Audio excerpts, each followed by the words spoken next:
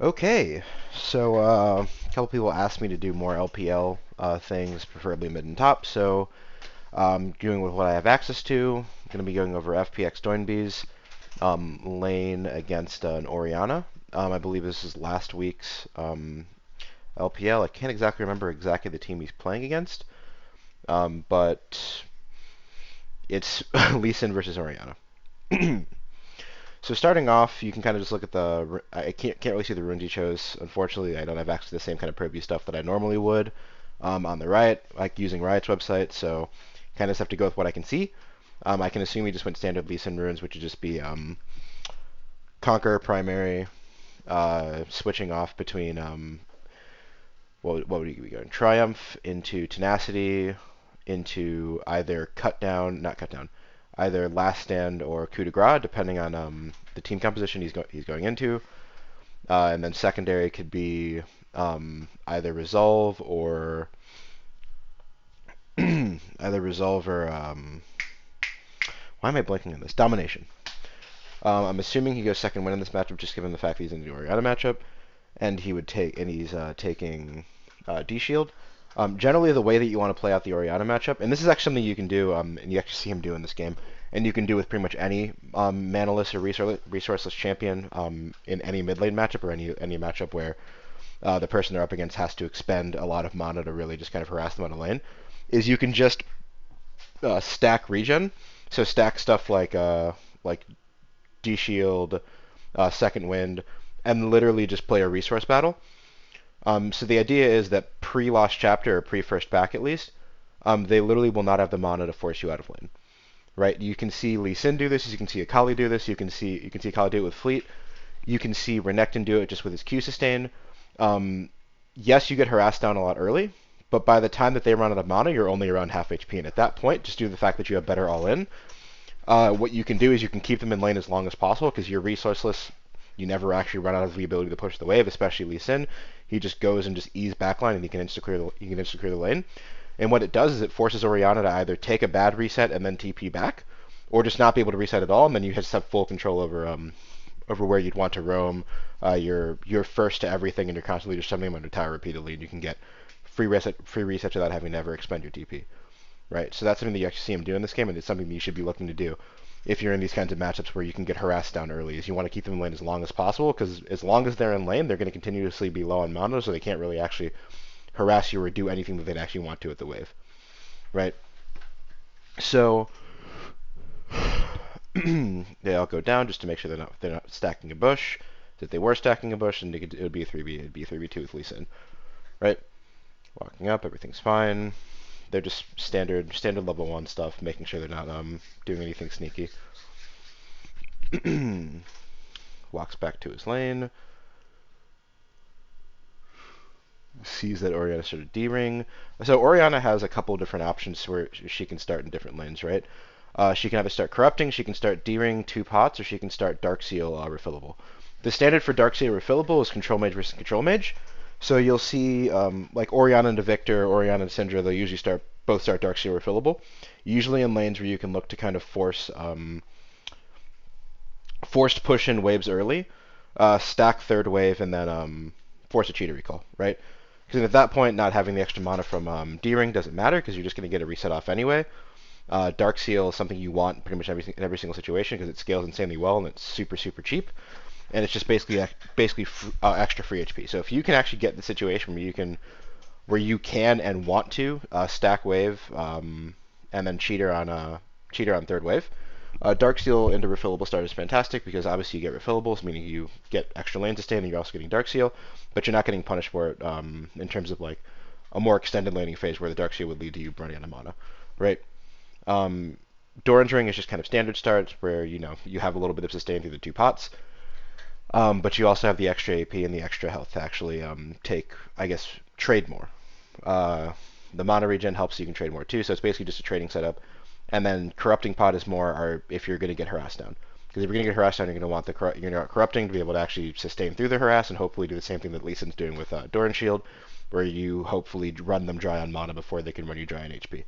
Right? So naturally, because of the lane, she's going to want to trade with Lee Sin, but she's not going to be able to actually get a full reset due to the fact that Lee Sin can just kind of push the wave out with E and stuff. So she's going to go for the middle one, which is the D-ring 2-pot start. So starting off, you're actually going to see Doinb start W here. This also kind of goes into the whole let's not get harassed down too low, so I actually have to get reset. Because if you start W, what ends up happening is you're basically negating either one Q or one auto every single time she does it, right? You're in a spot where you're negating that, and you're negating even more because in the second cast of W gives the extra lifesteal and the extra spell vamp. So you're in a spot where you're just further just kind of sustaining through her level 1. So her level 1 actually can't harass you as much as she normally would be able to, because everything she does is getting either blocked or sustained through with the shield and the sustain after. And it's such a low cooldown that you can pretty much spam it. You see once the second cast goes up, it's a 4-second cooldown.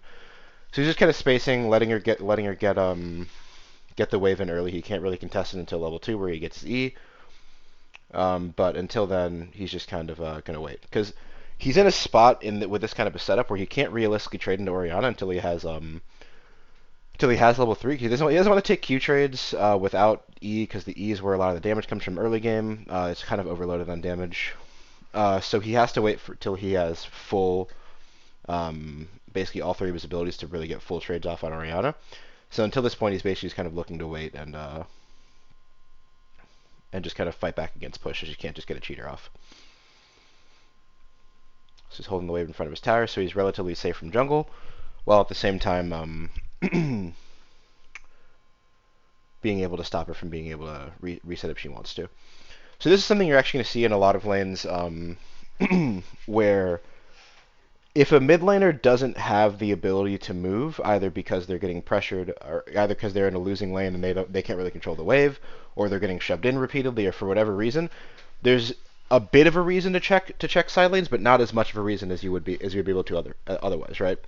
If you're in a spot where you're just consistently getting like pushed out repeatedly or pushed in repeatedly, you can't really move without losing anything unless you're just going to be okay with just sacrificing your lane entirely. So stuff like a Galio lane, or I guess a set lane, then you could just maybe look for TPs around the map and just not really care about your CS up as much. But in lanes like this, you don't really have to check what's going on around the map unless Orianna leaves. Because if she leaves, you might have to look to follow her, but if she's not leaving, then you're not leaving, because you don't have the ability to yet. She has too much mana at this point. So you're not really going to see him look around too much until she starts to run low on mana and he starts to actually find move windows. Right? Because once he knows that a move window is starting to come up, that's when he's going to start to look around the map.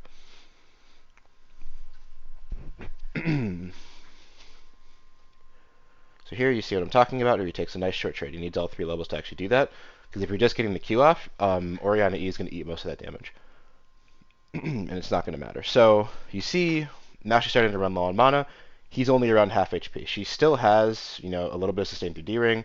One nice thing about Orianna Q, level 1, is that if you have D-ring, every time you cast Q, because it's so cheap at early levels, you basically get the mana back by the time the Q is back up, right? So Q is almost a free spell at like rank 1 of it. It starts to get a little bit more expensive around rank 2 and 3, so around level 4 and 5.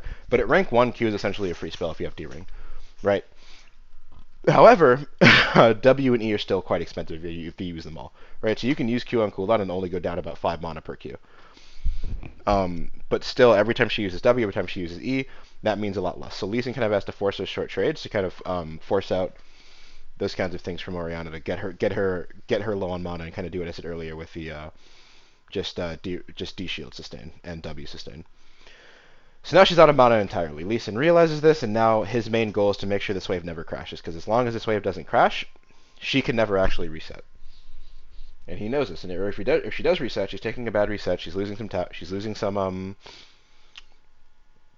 minions, and she's having to TP back, and then Lee Sin will be able to respond by resetting on his own without ever actually having to TP.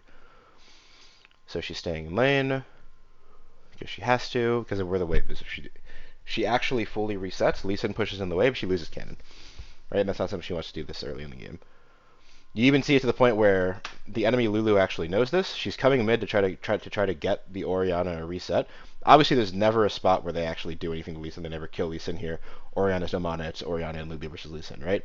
The only reason she is here is to try to scare Lee Sin off the wave enough, maybe feign the fact that a jungler is there, so that Doinb actually has to exit the wave and Orianna can get pushed in, right? But because he knows this, and because he also knows that what is enemy jungler? I believe it's Rumble. No, it's Nocturne. It's Nocturne. It's Nocturne. Because the enemy jungle is Nocturne, and Nocturne's pre-6 ganks are pretty laughable. He's in a spot where even if Nocturne is there, he doesn't actually have to leave the wave as long as he has W, right? And he's aware of that, and he plays the lane like he's aware of that. So he's kind of going to go in, going to continue to make sure that Orianna can't actually push in the wave. And as long as she can't push it in the wave, like I said, she can never actually reset. And because he has Darn Shield, because he has W sustain, he's going to continue to get higher and higher levels of HP, right? And then it puts Orianna in a spot where now Lee Sin has full control of the lane, number one, and number two, if Lee Sin hits a Q, the only thing she can really trade back with are auto attacks, which Lee Sin wins that fight every single time. So he feigns reset. If the wave were to crash, he would actually full reset, and Orianna would have to TP back. Because it doesn't, because it's coming back, he stops, keeps Orianna in lane. Like I said before, as long as she's in lane and she can't refresh her mana bar, Lee Sin can now do whatever he wants to. Because he has full control over wave, he has full control over what happens in the lane, and he'll always have first move, because he doesn't have to worry about the resources that Orianna does. See, he pushes in the wave with 2 E's. Again, resets. This is actually a situation where I think he misplays a little bit. I don't think it's terrible, but I think that if he really, really wants to punish Orianna and force out a TP, what he can do is he can not insta-push the waves, he can stack 2 waves, get it under, and then just reset and walk back, right? Because then she's in a spot where she can't ignore the 2 waves, but she also can't clear them effectively without mana. But as it's going to show in about 30-40 seconds, he may have something else in mind with what's going on bot lane. So it really depends if you're playing for lane or if you're playing for making a play elsewhere. This is also another huge mistake I think he makes because the wave doesn't get pushed into tower and because it's not actually big enough to threaten Orianna. Because normally, like I said, like if you stack the wave becomes so big that you can't do what she's doing right now. She can't just stand here and just tank the wave for too long, because then you can threaten an all-in if you get your Qs back up, right? But because she can just stand there and tank it, because the wave's only 4 minions, she's gonna be able to clear out. I believe she'll have a Q in. Yeah, she has enough mana for Q. I think in about 4 mana.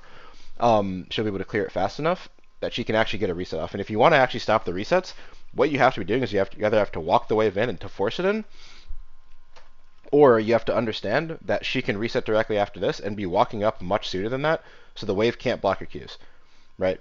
Because if he's in a spot where, say, he walks up a little bit earlier, and let me just pull up Sipping Tool again. So say he walks up a little bit earlier, right? And he's in a spot where instead of right here, he's instead maybe here, because he walked up a little bit sooner. Then what ends up happening is even if the minion wave starts pathing toward him a little bit, he'll still have an angle to get a Q off on here to stop the reset, which is clearly what he wanted to do, because he tries to do it, but because he waited so long to actually get in position, what ends up happening is this, where he throws the Q. Like I said, the minion will tether to you because you're actually in aggro range, and it'll stop the minion from coming up. So this is something he should have actually anticipated, her trying to get reset off there, because it's obviously she has to. She has no mana, she can't actually do anything. So now his goal here is just to get the wave in as fast as possible. If he can get this wave in on cannon, then he can still get his reset off, because the cannon takes long enough for Orianna to kill at this stage in the game. He can get reset, and now you see him start to look around the map. Because he's resetting and she doesn't have TP, she literally cannot follow anything he does for the next minute or so, right? So it starts, so on reset, he starts to, oh yeah, this is actually something else, really quick before I go into that. Something else he's kind of been doing is, Doinb is kind of known for, typing out all his timers in a way that's, I guess, extremely quick. It seems like he kind of has a bit of a, not a macro, but he kind of shorthands it in this game. I don't know if he's been doing that all season, but or if this is something that's new, but he just kind of types 1, 2, or 3 whenever things go out, and then once he's actually has like kind of dead time in lane, he'll type out what those things mean. So if, from what I could tell, I think 1 is flash, 2 is like a TP, or 3 is like a TP or something, and 2 is like an ultimate. I'm not 100% sure, I'm not in his mind, but he's typing out numbers instead of the actual, basically numbers when the timers go off, so he'll have the timer, so he has timers on his map, or on his chat, right? And he'll type out 1, 2, or 3, whichever one it is, just so he has something in chat when the thing went off, and then he'll actually write down later on when he has time, when those things are coming up based off of when they went off in chat, right? So now, like I said, he has a roam timing. Orianna can't possibly match it. So what ends up happening here is because it's Cog Lulu, they can't push in the wave against the Senna and Tahm Kench. So they get this push in. We see Diana's on Drake, and she's going to be pathing down. This is something that I think a lot of North American teams need to be doing a lot more, right? When you have a wave stacked and you have people half HP in a tower, and you have an overload on one side of the map, if you have TP advantage, what you have to be doing on a lot of these waves is literally just do what FPX is about to do, right? So we can clear this wave, kind of get out. Again, Orianna can't move. Wave goes under, and as soon as it gets under, he TPs on it, right? So this is a spot where they literally can't ever do anything to stop this play from happening, right? Because they're in the spot. Diana's there. It's literally a 4v2 under tower. They're both half HP. It's Cog Lulu pre-6, right? That's something where you can actually choke them out of not only getting free kills, but also ensuring that they lose the wave, ensuring that they lose plates, right? Because Orianna doesn't have TP and you have TP advantage on that side of the map, I'm assuming the top laners also don't have TP because that's something that's yeah, top doesn't have TP. It's mentioned here. So you literally can basically just overload one side of the map and have no counterplay for that kind of a play, right? You know jungler's not down there because you're doing Drake and you probably understood what their path was to begin with, right? Even if he has 6, it doesn't matter because by the time that he gets down there, Cog and Lulu would both be dead, right? So they're at the spot where they were able to hand over 2 plates to Lee Sin. They were able to get a TP play off and hand over 2 kills to the bot lane as well as getting gold onto Lee Sin, right? So that's something that's kind of again planned of a long time in advance because Lee Sin has Doran's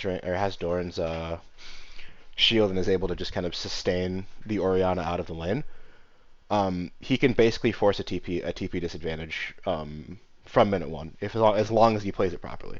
Again, knowing that jungler is Nocturne can't actually stop him, can't actually show up pre-6 in Lee Sin's lane and actually do anything to him. He's essentially fully safe to make this kind of a play and set this up, I guess, from minute 1, right? And this is something you can plan from minute 1. Just understanding how the way wave states work.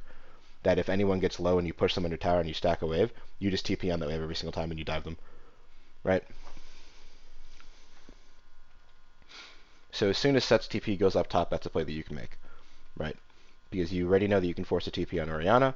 You know that Set's TP is down, so you know that all right, we have a 1 TP advantage. They have 0 TPs they can match with. We can just dive here, right? Again, he's just gonna do his thing. It's nothing important. He's just gonna kind of Lee Sin's laning once he gets Iron Spike Whip becomes very boring to watch. I think he basically just Iron Spike's backline and they can't do anything about it. Right, and you're going to kind of see it happen in a second where the whole wave is there, walks up, autos a couple times, waits for it to push in a bit, and Iron Spike, whole wave's gone. Alright, that's what's going to happen repeatedly until the next fight happens. He's basically looking for angles to get into fights, but because he can clear the wave so quickly without really any recourse by Orianna, he's never actually be landing on any sort of, even if Orianna pushes in the wave, as soon as he gets to the wave, he just insta-clears it. So he can never actually be too late in any rotation, even if Orianna gets out first, right? So again, because Tahm Kench and Senna are pushing in wave bot, they start to overload the bot side of the map just to keep them safe. Or if anyone shows up, to the tower, what they can do is they can 4-man dive that person, right? See the same thing happening topside to Gnar. Gnar unfortunately made the mistake of not getting out of tower under time. Something that a lot of players make huge mistakes on.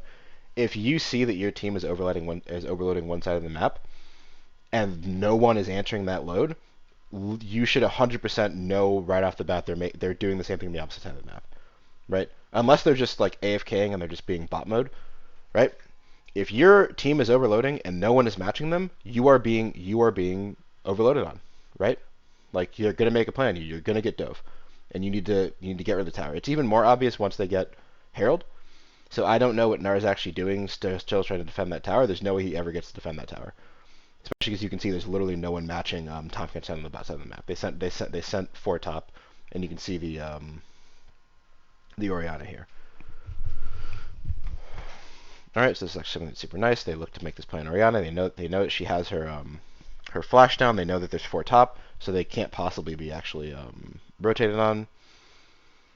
Unfortunately, Nocturnal comes back up. So they end up trading 1 for 1 in the long run, but again, it's really not that big of a deal. They got the playoff in Orianna. Getting a kill to Nocturne at this stage in the game is annoying, but it's not, like I said, not the end of the world. So at this point, he's kind of pinging, he's kind of understanding he's about 300 gold off. Dragon's respawning in about a minute and a half. What he wants to do is he wants to make sure he has his stride breaker by the time the next fight happens. And actually, this is actually something I want to discuss as well. A lot of people just kind of AFK into Gore Drinker Lee Sin because they feel like that's just what you should do. Looking at the enemy team comp, having it be Set, Nocturne, Orianna, Coglulu, you're dealing with three ranged and three ranged, two melee, one of which is the Nocturne, who will never actually be engaging onto you. Right? You're going to be mostly looking to fight backline at that stage in the game. So what goes on with Lee Sin is there's no real reason for you to have Gore Drinker because who are you going to use it on? Pretty much only Set, right? Only Set or only whatever backliner you've managed to Q2. So instead of going for Gore Drinker and just looking for sustain that's not going to exist, again, because everyone you're going against is either ranged or won't be fighting you directly, what you want to do is you want to go for the Stride Breaker, which allows you to actually close the distance. Right? Because if you can close the distance or at least stick to people with Stride Breaker slow and Stride Breaker like extra MS, then you end up in a spot where you're way, way better off trying to do what you want to do with your, I guess, repositioning and kick, rather than just having Gore Drinker and just being like, well, if they manage to get on top of me, then I'm going to heal a lot, but no one's ever going to be on top of you, so it's not actually useful, right? So going Stride Breaker in this game is something that literally has to happen. You can't go Gore Drinker. You're not allowed to. Right? Like a general rule is you kind of just have to think who is going to be on top of me. If the answer is two people or less, then reconsider Gore Drinker. Gore Drinker and Stride Breaker are essentially interchangeable. I feel like we've figured that out this season, right? Like as a player base.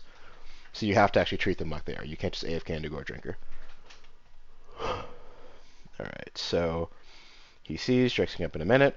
All he's going to do is clear 2 waves, get to 300 gold, and as soon as he gets 300 gold, he can reset, get a Stride Breaker, and have Mythic in time for Drake. That's his goal here. He's got it. Quick resets. Right? So now he's got his Stride Breaker, he's got his reset, he's going to be there in time for the Drake. Ultimate's coming up, the only thing is that was flash. Right? Path straight down. All that matters is that they get this, because if they can stack 4 Drakes, they can look to actually end off of Drake win condition. They know it's not Cloud, so there's not going to be Cloud Soul, so at the very least, they're going to get a decent enough Soul. I know Ocean's not that great, but if you can get Mountain, amazing, you can win off Mountain Soul win condition, right? Maybe not necessarily into Coglulu, but it's still very possible. If you stack it fast enough. So they stack for the Drake, they have mid priority, they have bot priority because Lee Sin pushed in the wave. So because they have priority in both the lanes and they have vision control, the other team literally can't step up for it, right? They have no way to actually get in. So, right, they're stacked in. So they're over here looking for something to happen, getting vision on the red side.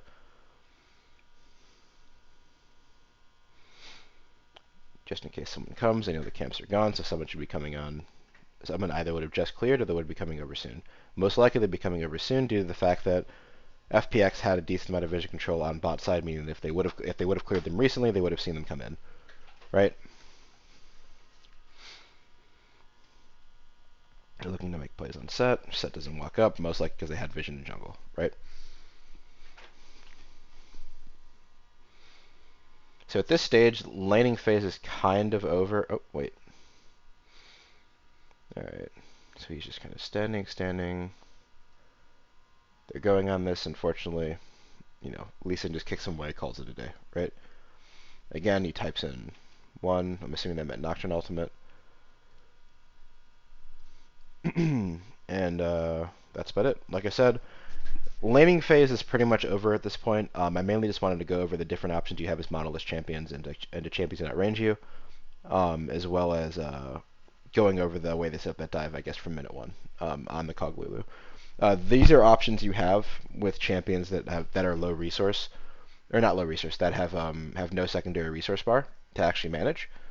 You have to understand the different ways you guys play the lane. Like, you don't have to kill the Orianna or like be able to get on top of her and actually like deal a lot of damage and chunk her out in order to find reset timings, right? You can literally just find reset timings because you just out-sustain her.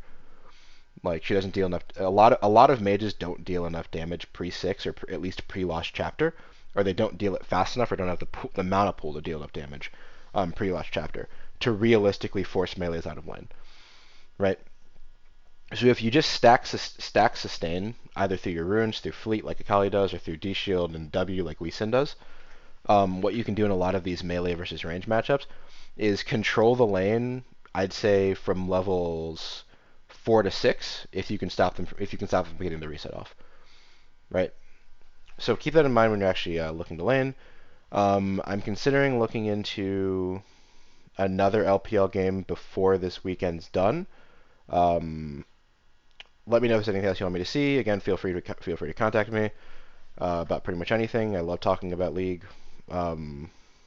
If you have anything else you'd like to see, either from North America would be the easiest because that's just the way ProView works. But if anyone has access to Korean VODs or even EU VODs, I'd love to give those a look. There's a lot of stuff that I'd like to see ProView wise from them. So, like I said, thanks for watching. I'll talk to you later.